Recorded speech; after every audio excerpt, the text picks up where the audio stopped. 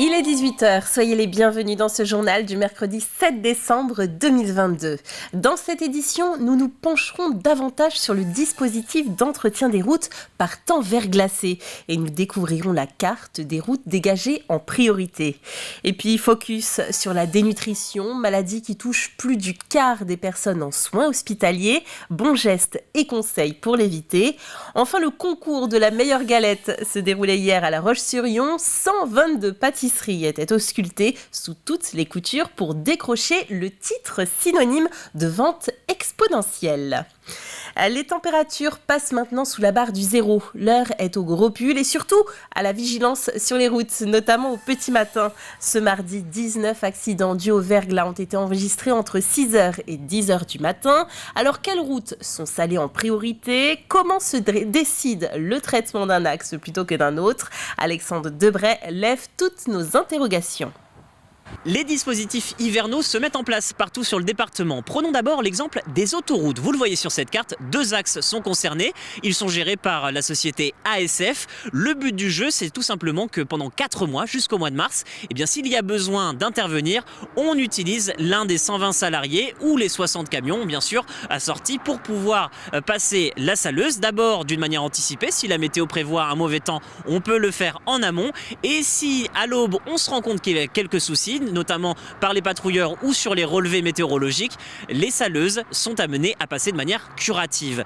Vient ensuite les services départementaux. Vous le voyez derrière moi, c'est la route départementale 160, l'axe le plus privilégié par les automobilistes et c'est donc le niveau de priorité numéro 1 pour le département. Vient ensuite d'autres axes, les axes numéro 2 comme vous pouvez le voir sur cette carte, à savoir que ces axes numéro 2 relient en général La Roche-sur-Yon et l'axe de priorité numéro 3, ce sont les différents raccords entre 2 villes. À chaque fois, on estime avec des patrouilleurs chaque matin s'il faut intervenir en priorité sur l'axe numéro 1 et puis en fonction bien sûr des relevés météorologiques, on peut intervenir sur d'autres axes. C'est bien sûr la météo qui dicte un petit peu la loi des saleuses, à savoir qu'il y en a 20 répartis sur l'ensemble des sites départementaux, ce qui permet d'intervenir de manière efficace et si la météo n'est pas clémente, on peut le faire très vite. Pour les petites villes, puisque c'est aussi le cas, petites ou grandes villes d'ailleurs, puisqu'on va prendre l'exemple des herbiers, aux herbiers, il y a aussi un patrouilleur. Le patrouilleur prend le temps à l'aube de regarder s'il y a des besoins et si le cas échéant il y a besoin, on fait intervenir la saleuse. Pour d'autres villes comme Chantonnay, comme Chaland ou encore La Roche-sur-Yon bien sûr, là aussi on prend le temps de regarder les données météorologiques et si besoin est, on sale. Où ça me direz-vous ? Bien tout simplement d'abord les centres-villes en priorité et ensuite s'il y a besoin les écoles et dans un troisième temps, le cas échéant, les centres hospitaliers. Voilà ce qu'on pouvait dire. Bien sûr, la première chose à faire, c'est de lever le pied s'il y a un souci. Merci Alexandre pour ces précisions. À noter qu'à La Roche-sur-Yon, on sale en plus systématiquement les axes contenant des sites administratifs. Comme sur l'Île ou dans d'autres communes vendéennes particulièrement attractives l'été, l'île de Noirmoutier ne sait plus où loger ses résidents à l'année. Le manque de logements locatifs est très préoccupant car il remet en cause la vie même sur l'île.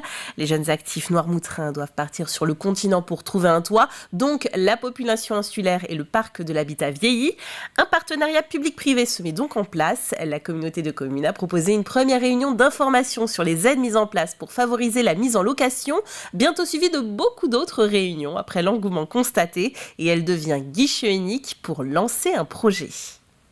L'OPA existe déjà depuis de nombreuses années sur l'île, mais force est de constater que les budgets étaient votés, les enveloppes budgétaires étaient là, mais n'étaient pas utilisées par manque de communication. Et les gens qui voulaient faire des travaux étaient un petit peu perdus.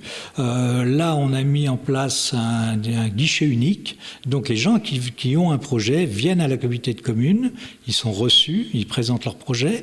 Et après, on les dispatche vers les différentes organisations qui distribuent les aides. C'est une maladie que l'on dit silencieuse. Elle touche pourtant plus du quart des personnes qui entrent à l'hôpital pour être soignées et même jusqu'à 40% des personnes souffrant d'un cancer ou de la maladie d'Alzheimer. La dénutrition n'est pas encore assez connue, alors une semaine de sensibilisation vient d'être organisée dans les hôpitaux de La Roche-sur-Yon, Montaigu-Vendée et les Sables-d'Olonne. Des ateliers pour que les patients portent attention à leur relation à la nourriture. Le reportage d'Alix Lanos. Comment dépister la dénutrition? Donc en se pesant. La sensibilisation commence par de l'information. Et après avoir répondu au quiz, premier constat, nombreux sont ceux qui se trompent sur le nombre de personnes dénutries en France. Il y a beaucoup plus de personnes dénutries que je ne pensais. D'abord, j'avais pensé 500 000 et puis c'est 2 millions. 2 millions de Français, dont 800 000 personnes âgées, sont touchées par cette maladie dite silencieuse. Elle survient lorsqu'une personne fragile n'a pas les apports alimentaires suffisants au regard de ses besoins. Elle touche principalement des personnes malades, enfants et adultes, et peut avoir de lourdes conséquences. Évidemment, la dénutrition, elle va fragiliser la personne, elle sera plus vulnérable. D'autres conséquences, ça va être la durée d'hospitalisation qui risque d'être allongée aussi. Plus sensibles aux infections, les personnes dénutries voient également leur système immunitaire moins efficace. La maladie peut entraîner des complications post-opératoires et retarder la guérison. Mariani va démarrer une chimiothérapie. Elle sait que son alimentation est un point sur lequel elle doit être particulièrement vigilante. Je ne perds pas de poids, je n'en prends pas. Il faut que je me maintienne. En fait, c'est le but.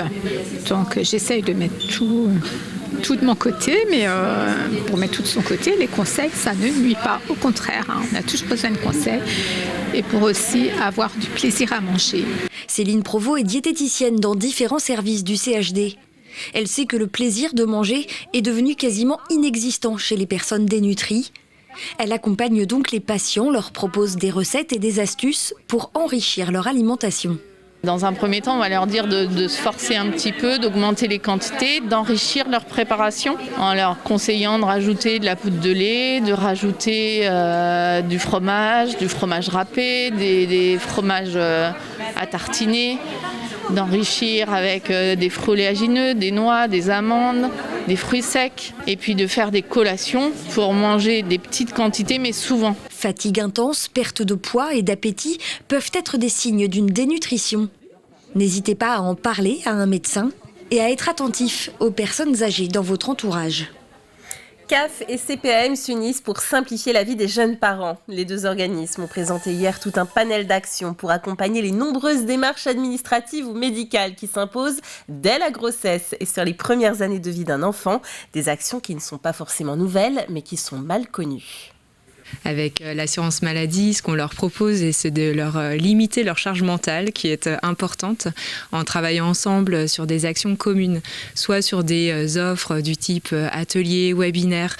On va avec les professionnels de la CAF, de la CPAM, mais aussi avec des partenaires locaux, essayer de répondre aux questions des parents ou avec des supports d'information qu'on essaye en tout cas de rendre attractifs, innovants, du type la checklist de tout ce à quoi il faut penser du premier trimestre de grossesse à juste après la naissance et qu'on envoie d'ailleurs à tous les futurs parents dès lors qu'on a connaissance d'une grossesse.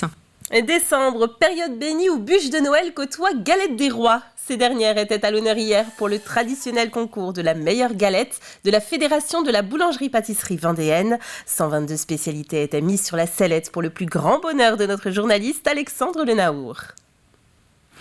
Ici, pas de jaloux, aucune chance de tomber sur la fève, l'essentiel se trouve ailleurs. 122 galettes en compétition dans 4 catégories, la traditionnelle frangipane aux amandes bien sûr, mais aussi la briochée nature ou aux fruits, et même le concours de la galette la plus originale. Toutes jugées sur différents critères, l'esthétique, l'équilibre, la cuisson et le goût, le tout sous l'œil aiguisé des jurys.